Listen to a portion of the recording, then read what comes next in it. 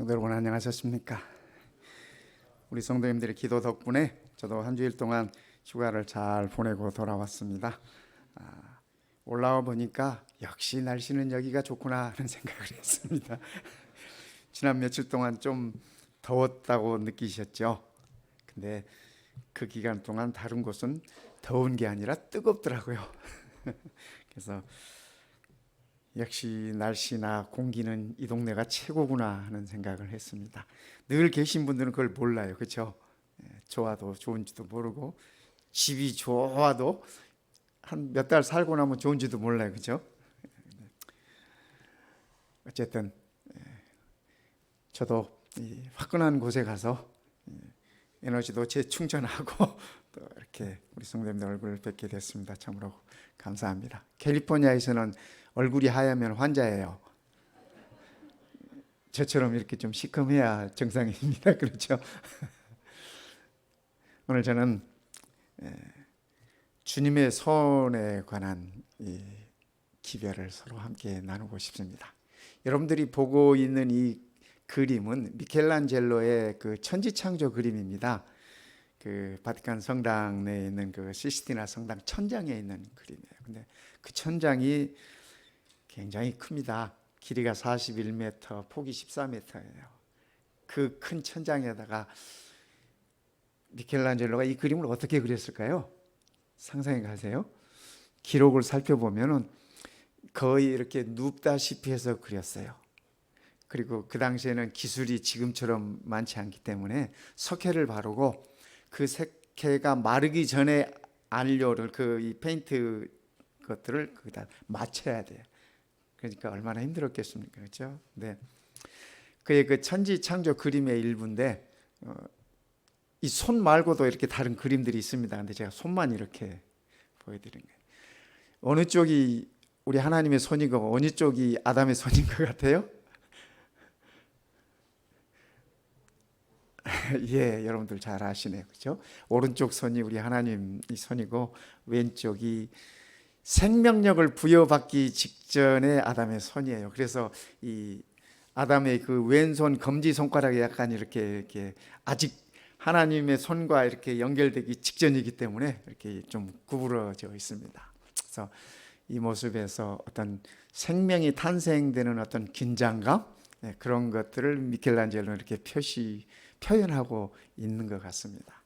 어쨌든 하나님의 손에 의해서 우리 인류는 창조함을 받고 또 하나님의 손에 의해서 우리는 인도함을 받고 보호함을 받고 그 하나님의 손에 의해서 우리는 영원한 본향까지 인도함을 받을 것입니다.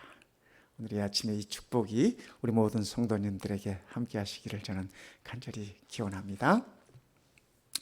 여러분 여기가 어딘 줄 아세요?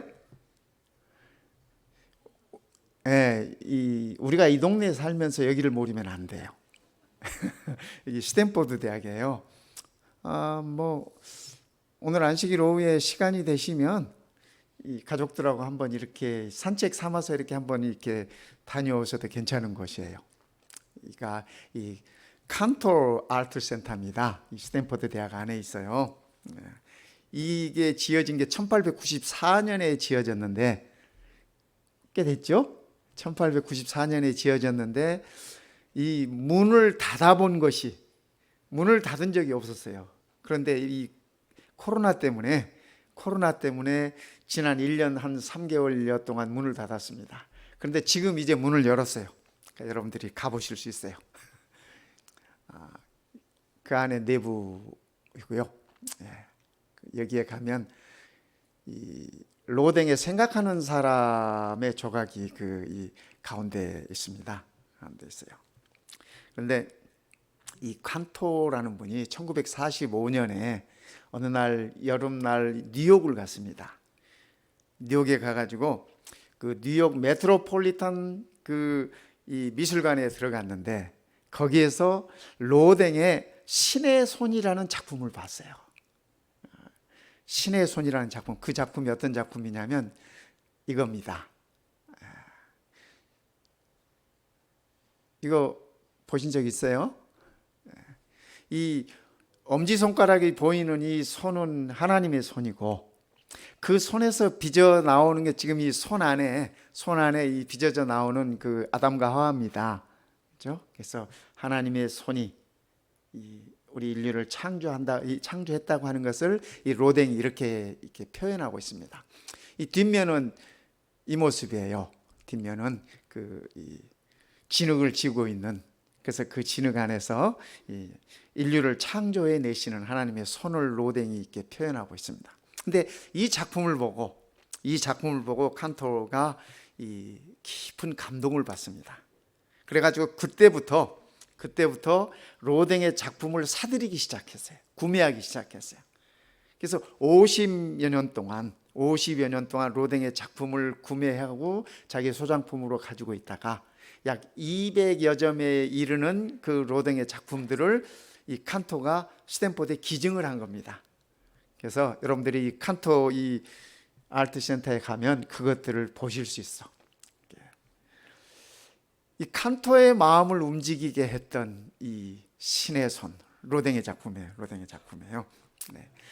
여러분들이 가까이 있으니까 아직 그곳에 그런 게 있는 줄도 몰랐다거나, 아니면 있는 줄은 알았는데 보시지 못했다고 하시는 분들은 한 번쯤 가셔서 이렇게 문화적인 시간을 갖는 것도 행복한 시간이 될 것입니다. 우리 자녀들을 데리고 가시다 할지, 부부가 함께 할지, 뭐 이렇게 좋은 시간이 될 것입니다. 여기는 어딘지 아세요 혹시? 저기 뉴욕의 록펠러 센터입니다. 세계적인 부호 록펠러 센터인데 그 이 정면에 있는 조각입니다. 거대한 한 남성이 지구를 들고 있어요. 이 구리로 만들어져 있는 건데 이 힘이 얼마나 세면 지구를 들 수 있을까요? 그렇죠? 이 록펠러 센터의 앞에 이 동상이 있습니다. 이 지구를 들고 있는 이 사나이. 세상에 그 어떤 사람도 지구를 들 수는 없어요. 그죠? 예. 우리가 보는 이 지구 말입니다. 예쁘죠? 우리가 있는 저기 캘리포니아도 제 눈에는 보이네요. 그렇죠? 네. 이 지구의 무게가, 그죠?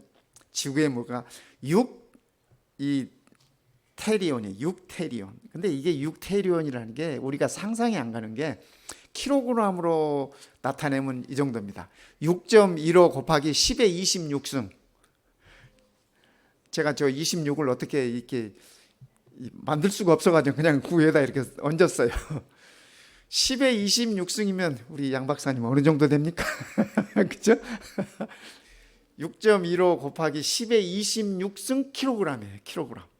그러니까 참 우리의 상상을 초월하는 무게가 우리가 살고 있는 이 땅의 무게. 그런데 이 땅이 공중에 떠 있어요. 그렇죠? 옛날 사람들은 그런 소리 하면 미친놈이라 그래서.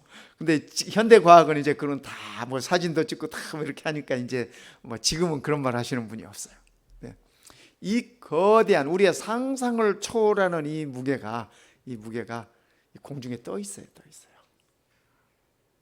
상상이 갑니까, 성도 여러분?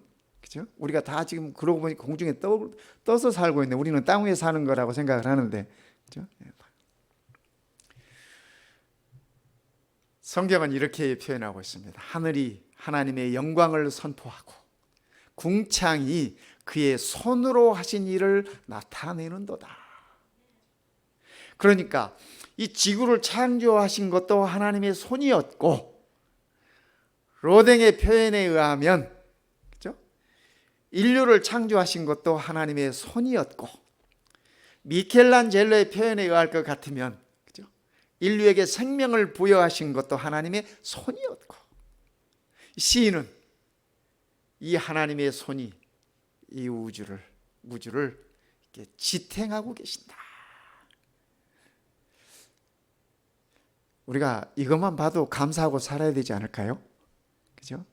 단 한 번만이라도 지구가 이 자전하는 것을 멈췄달지, 아니면 태양 주위를 도는 공전하는 것을 좀 뭐 이렇게 삐그덕거렸달지 하면 우리 인류는 다 살아남지 못했을 것입니다. 그렇지 않습니까?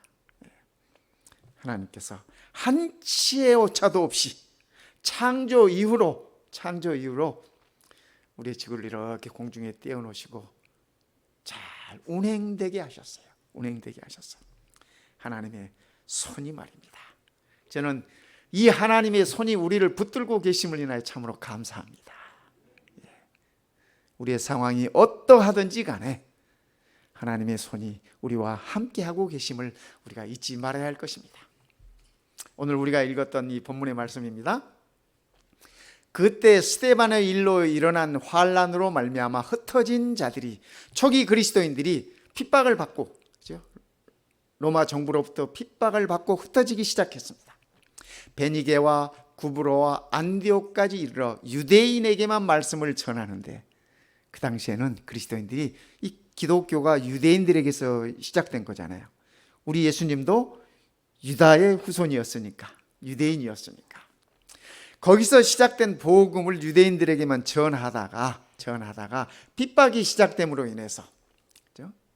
그 중에 구브로와 구레네 몇 사람이 안디옥에 이르러 헬라인에게도 말하여 주 예수를 전파하니, 헬라인에게 복음을 전했다고 하는 얘기는 이방인들에게 복음을 전하기 시작했다는 얘기입니다. 우리가 예수님의 사역을 살펴볼 것 같으면 예수님은 유대인들에게만 복음을 전하지 않으셨어요. 아시죠? 갈릴리 호수를 건너서 거라사 지방에 가서 이렇게 전하시기도 하고, 저 시돈 지방에 가서 전하시기도 하시고, 사마리아 지역에 가서 또 전하시기도 하시고, 그런데 유대인들보다 그쪽 사람들이 더 복음을 잘 받아들였어요. 그래서 예수님께서 한 번은 그런 말씀하셨잖아요. 내가 이 복음을, 그죠? 복음을 이방인에 전하였는데 소돔과 고모라에게 이 복음을 전했다면 그들이 불타지 않았을 걸. 그런 표현을 하셨어요. 그만큼 완고했어요. 예수님 당시의 유대인들이. 그만큼 예수님의 복음을 받아들이지 않았어요. 하나님의 아들이 저들과 함께 있었음에도 불구하고 말입니다. 주의 손이 그들과 함께 하시며 수많은 사람들이 믿고 주께 돌아오더라. 주의 손이 흩어져 있는 사람들과 함께 있어요. 핍박받는 사람들과 함께 있어요. 이방인들에게 복음을 나누는 자들과 함께 했어요. 그랬더니 수많은 사람들이 믿고 주께 돌아오더라. 저는 이 팬데믹이 끝나면서 우리 마운틴뷰 교회에 주의 손이 저희와 함께 하셔서 많은 사람들이 믿고 주께 돌아오게 되기를 간절히 기도하고 있습니다. 성도 여러분, 우리도 함께 그렇게 기도하면 좋겠습니다. 주의 손이 우리 교회와 함께 할 때 이 일은 반드시 일어나리라고 저는 믿습니다. 그 당시 지도를 한번 볼까요? 이 안디옥이 여기입니다. 여기요. 지금의 그 시리아 지방에 있는 곳이에요. 안디옥이 여기고, 예루살렘이 이 한참 아래 여기고요. 그 다음에 이 구브로는 이 섬입니다. 이 바나바가 이 섬 출신이에요. 구브로는 이 섬이고 상당히 큰 섬이에요. 그 다음에 구레네는 여기입니다. 지금의 그 이디오피아가 여기. 그런데 여러분들이 보시다시피 이 구레네, 구브로, 그죠? 이런데 흩어져 있는 사람들이 핍박을 받아가지고 예루살렘에서 다 이렇게 흩어지기 시작했어요. 그래서 그들이 가는 곳마다 복음을 전하고, 그들 중에 몇 명이 안디옥으로 왔어요. 그래서 거기서 이방인들에게 복음을 전하기 시작한 겁니다. 그런데요, 이 안디옥은 그 당시에 이 우상 숭배가 아주 심한 곳이었습니다. 이 고대 도시들이 대부분 다 그랬어요. 고린도도 말할 것도 없고, 그죠? 이 아덴도 말할 것도 없고 다 마찬가지. 근데 이 아폴로 신을 섬겼던 곳이 이 안디옥입니다. 여러분 아폴로 알아요? 달나라 갈 때 우주선 이름이 아폴로였잖아요. 그죠? 근데 그 아폴로가 그리스 신화에 나오는 신의 이름입니다. 태양신의 이름입니다. 태양신의 이름. 그래서 그의 아버지는 제우스야. 로마와 그리스 신화에 나오는 그 제우스 신이야. 근데 이 아폴로 신을 안디옥 사람들이 잘 섬기고 있었어요. 잘 섬기고 있었어요. 태양신 아폴로인데 옛날 화가들은 아폴로 신의 모습을 저렇게 그렸습니다. 그리스 사람들은요.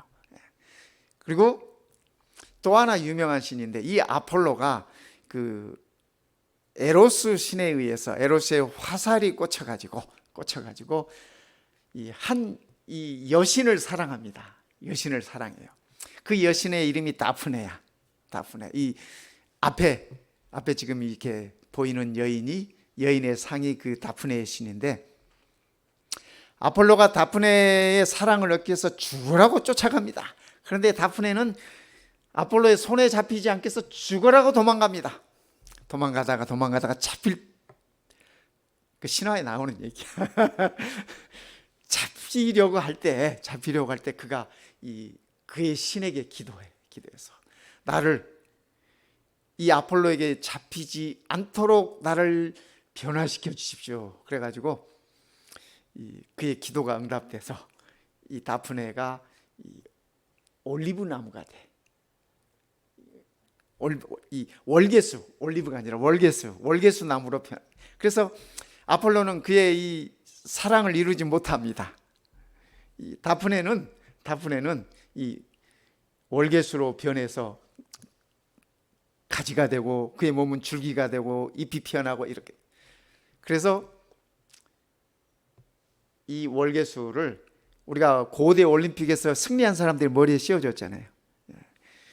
그런 이 이유가 있었다고 합니다. 어쨌든 그런데 이 안디옥 사람들에게 있어서는 이 아폴로와 다프네의 신들을 섬기면서 그들이 아주 부도덕한 그런 그 고대 이 우상 숭배하는 사람들이 대부분 그런 모습들이 많았습니다. 우리 이스라엘 백성도 황금 송아지 만들어 놓고 이렇게 경배하고 할 때 다 그런 모습들이었어요. 그런 모습들이. 우리 하나님께서 성질 낼 만도 하잖아요. 그죠? 네, 그런 모습들이에요. 그래서 이 안디옥 도시가 참 성적으로 문란하고 부도덕하고 참 그런 도시의 모습이었는데 참 이 핍박받던 몇 사람들이 그 도시에 옴으로 인해서 그죠? 그 도시에 옴으로써 거기에 교회가 생겼어요. 주의 손이 함께 했어요. 이들과 더불어서. 그죠? 여러분이 안디옥 교회에서 최초로 그리스도인이라는 말이 생겨난 것 아시잖아요. 그죠? 예. 안디옥 교회에서 바나바가 저기 시리아의 다소까지 가가지고 사울을 데려옵니다. 그래가지고 같이 협동해서 사역을 해요. 이 안디옥에서 1년여 동안. 그래서 그 일로 인해서 이 안디옥에 이 교회가 성장하고 복음이 전파되고 그 일로 인해서 그리스도인이라는 이름을 얻게 된 것입니다. 그리스도인 이름. 이게 진짜 그 교회인지 아닌지 모르지만 어쨌든 지금 현재 있는 안디옥 교회예요. 그 성지 순례들을 가면은 꼭 이 교회를 보여줍니다. 근데 바나바 사울이 있었던 그 교회인지 아닌지는 몰라요. 근데 지금 현재 안디옥에 있는 그 교회인데 사도행전 11장 26절에 이렇게 만남이 한데 그 앞에 25절을 보면 이 바나바가 사울을 만남에 그 얘기입니다. 바나바가 사울을 만남에 안디옥에 데리고 와서 둘이 교회에 1년간 모여 있어 큰 무리를 가르쳤고 그 우상 숭배에 빠져 있었던 그 사람들, 안디옥 사람들, 그들을 가르쳤고 제자들이 안디옥에서 비로소 그리스도인이라 일컬음을 받게 되었더라. 성도 여러분, 우리가 한 가지 잊지 말아야 할 것은 우리가 아무리 좋은 메시지를 가지고 있어도 그죠? 우리 재림 성도들이 자랑하는 아무리 좋은 세천사 기별을 가지고 있고 아무리 좋은 건강 기별을 가지고 있고 아무리 좋은 메시지를 가지고 있다 할지라도 사람 됨이 그 메시지에 부응하지 못하면 그 메시지는 힘이 없습니다. 힘이 없어요. 안디옥 교인들이 훌륭했던 것들은 그들의 삶의 모습이 저들은 참 그리스도와 함께하는 사람이구나. 이방인들이 알았어. 이방인들이 보고 그들이 느꼈어요. 그래서 저는 이 말씀을 준비하면서 저도 다시 한번 회개하고 다시 한번 다짐하고 제 자신이 누가 봐도 그리스도인이라고 하는 그러한 모습을 지녀야 되겠구나 하는 생각을 했습니다. 삶의 모습이 쫓아가지 못하면서 이 소리만 외치면 그 다 잡음으로 들려요. 괴성으로 들릴 뿐이에요. 이 우상 숭배가 정말 심화되어 있었던 이 안디옥 도시에서 초기 우리 선배들이 말입니다.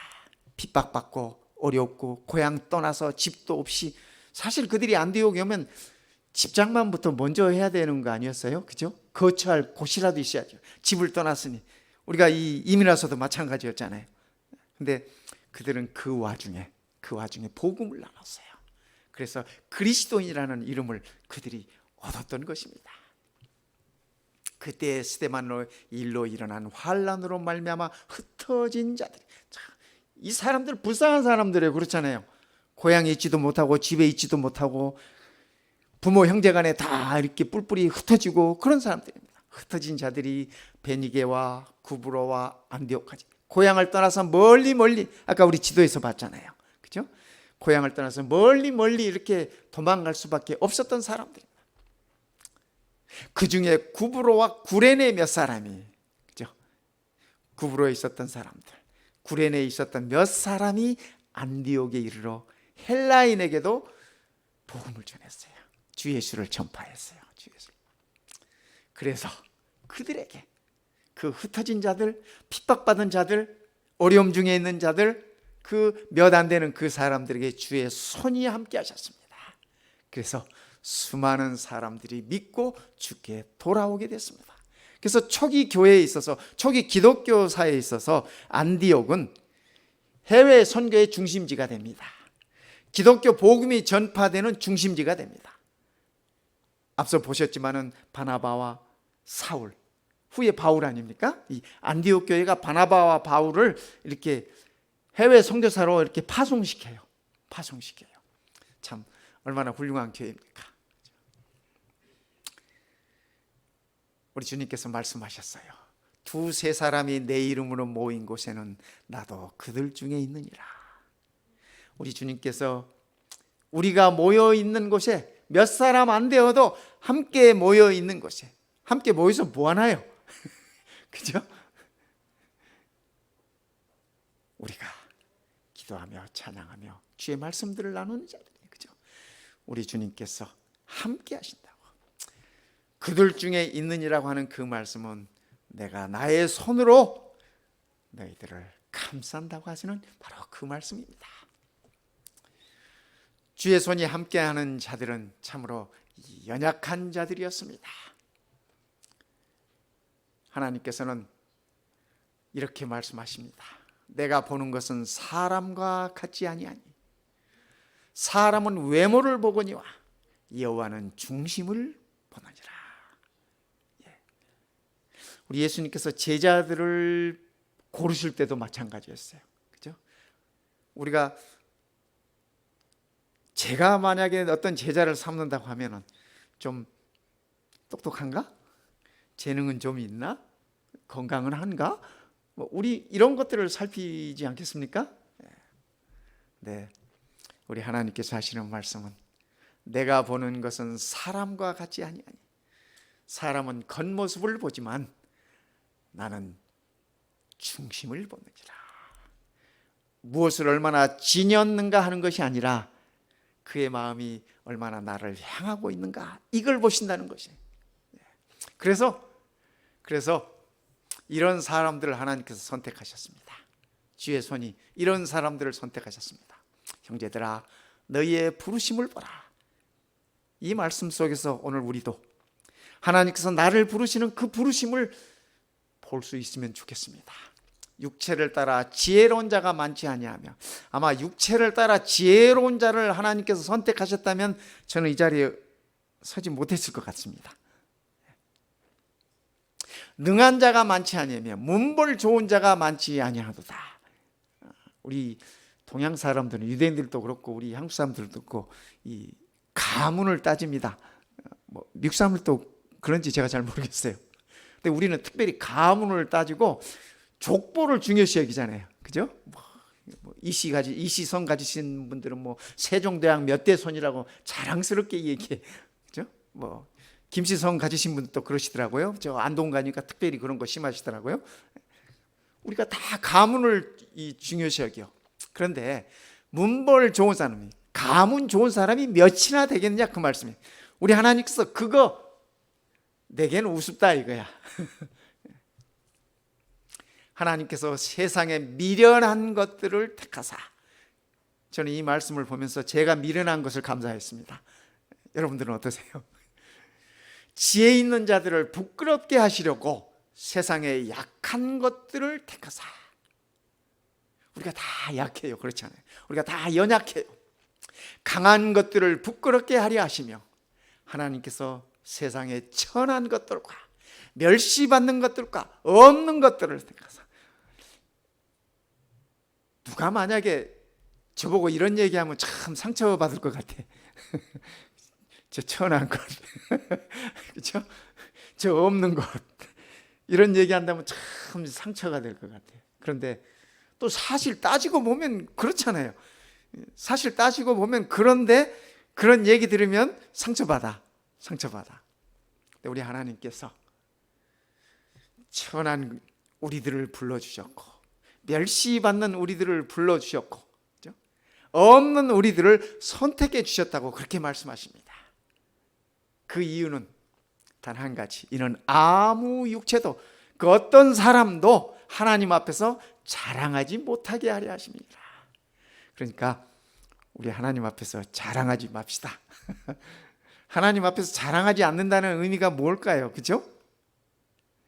하나님 앞에 자랑하지 않는다고 하는 것은 하나님께 우리가 감사한다는 것입니다. 하나님 앞에서 우리가 찬양한다는 것입니다. 지금 나의 모습을 통해서 말입니다. 주의 손이 이런 자들과 함께 하셨음을 인하여 우리가 감사하면 좋겠습니다. 주의 손이 그들과 함께 하심에 수많은 사람들이 믿고 주께 돌아오더라. 이 말씀이 저는 우리 교회 팬데믹이 끝나는 지금부터 우리 교회에 이루어지기를 간절히 소망합니다. 우리 성도님들도 이 일을 위하여 우리가 한 마음으로 함께 기도하십시다.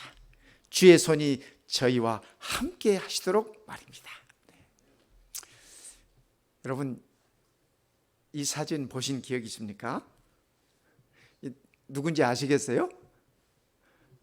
예, 이 빨간 옷 입고 있는 선수는 박지성이에요. JS 파악이라고 써 있죠, 유니폼에. 그 다음에 저 파란 유니폼을 입고 있는 선수는 이영표 선수입니다. 지금은 둘 다 이렇게 은퇴해서 이 지도자들이 되어 있지만, 이 사진은 2006년 4월 17일에 찍힌 사진입니다. 어떤 스포츠 기자가 어떻게 이 순간을 이렇게 잡았는지 몰라요. 근데 이 사연이 있습니다. 사연이 있어요. 이날 이 토트넘, 영국의 프리미어리그 가운데 토트넘 이 팀과, 그죠? 지금 그 손흥민 선수가 뛰고 있는 그 팀입니다. 토트넘 팀에 이 이영표가 있었고, 그다음에 이 맨유라고 하는, 맨체스터 유나이티드라고 하는 그 맨유 팀의 박지성이 뛰고 있었습니다. 근데 참 한국 선수끼리 서로 팀이 달라서 이렇게 시합을 이렇게 함께 하고 있었습니다. 근데 이영표 선수는 이 왼쪽 풀백이에요.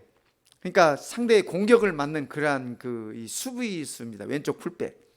평소 같으면 박지성 선수가 이 왼쪽 공수였어요. 그런데 그날은 이 메뉴 감독이 무슨 생각이었는지 박지성을 오른쪽에다가 이렇게 뛰게 했어요. 그러니까 오른쪽에 뛰니까 이영표를 만나게 돼. 이영표는 박지성을 막아야 되는 거예요. 박지성은 이영표를 뚫어야 되는 거예요. 그래서 게임이 진행되다가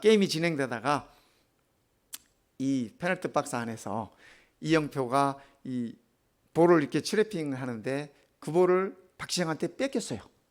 가지고 박지성이 그 볼을 여러분들이 잘 아는 루니라고 하는 유명한 선수에게 패스를 했어요. 근데 루니가 그 골을 넣어버렸어요. 그래가지고 그날 이 토트넘은 이 맨유에게 2대0으로 졌어요. 그러니까 박지성은 미안했을까요? 네, 정말 미안했어요. 정말 미안했어. 이 박시성 선수가 이영표 선수를 형이라고 불러요. 같이 한국 국가대표에서 같이 뛰고 뭐 이렇게 같이 시합하고 늘 그랬기 때문에 영표 형이 공을 걷어낼 줄 알았대. 근데 그 공을 걷어내지 않고 7회피 가면서 자기도 모르게, 선수의 입장이시니까 자기도 모르게 가서 그 공을 빼앗아 가지고 패스를 했는데 그 게임이 끝나고 나는데 너무 미안한 거야. 근데 차마 대놓고 상대편 선수에게 서로 팀 유니폼도 다르고 그러는데 가서 뭐 이렇게 얘기할 수도 없고, 그래가지고 살짝 가서 영표 형의 손을 이렇게 잡은 거야. 근데 여러분 이 사진에서 보면 알겠지만은 박지성은 고개를 못 들고 있고 영표는 다른 데 쳐다보면서 손을 잡아오는 지성이의 손을 이렇게 꼭 잡아주고 있는 거예요. 서로의 마음을, 그죠? 서로가 서로의 마음을 이렇게 손잡는 것으로 표현했어요. 그래서 이 사진은 그 당시에 상당히 감동적인 사진으로 이 축구 팬들에게 많은 것들을 이렇게 일깨워준 그런 사진이었습니다. 우리의 삶 속에도, 그죠? 저는 세상의 모든 아버지들의 손이 그렇다고 생각합니다. 아버지들이 그의 자녀들의 손을 잡아줘요. 아버지가 힘이 있는 한, 그렇죠? 우리가 다 그 손 잡고 다 이렇게 성인들이 되어가는 것입니다. 우리가 이런 아버지들을 잊지 마시기 바랍니다. 그죠? 네. 이 현대 사회의 아버지들의 위상이 상당히 자꾸 이렇게 쪼그라들어 이렇게 축소돼 가는 것들을 이렇게 느낄 수 있는데, 그렇죠? 네. 아버지의 손은 늘 함께합니다. 함께. 우리 주님의 손도 그렇습니다. 우리 주님의 손은 흩어진 자들을 붙잡아 주십니다. 연약한 자들을 붙잡아 주십니다. 미련한 자들을 붙잡아 주시고 천한 자들, 멸시받는 자들, 없는 자들의 손을 잡아 주시는 것이 우리 주님의 손입니다. 그래서 저는 이 한 주일도 우리의 손을 붙잡아 주시는 주님의 손 붙잡고 승리하자고 그렇게 말씀드리고 싶습니다. 성도 여러분,